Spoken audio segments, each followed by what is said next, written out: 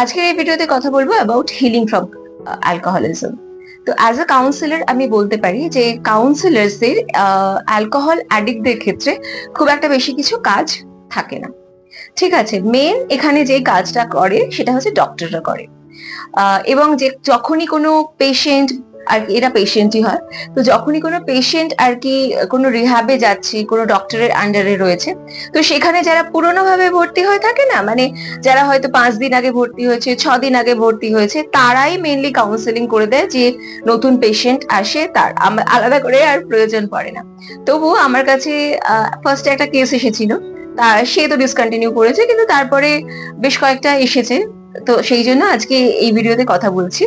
তো ফার্স্ট যে পয়েন্ট আমি বলবো সেটা হচ্ছে যে it's a very time taking process. এটা কিন্তু একদিনে ঠিক হয় না। তো সময় দিন, বি পেশেন্ট, মিনিমাম 2 বছর টাইম লাগে এবং একটা সাইকেল এখানে রিপিট হয়, যে কিছুদিন রিহ্যাব, সেখানে মেডিকেশন হয়, তারপরে বাড়ির জন্য কিছুদিন মেডিকেশন দিয়ে দেওয়া হয়, দেন একটা স্টপ গ্যাপ, দেন আগেন এটা রিপিট হয় এবং এটা 2 বছরের জন্য মিনিমাম হয়। ঠিক আছে, সেই সব পেশেন্টদের জন্য যারা খুব তাড়াতাড়ি রিকভার করতে চায়, যারা চায় না তাদের ক্ষেত্রে আরো টাইম লাগে।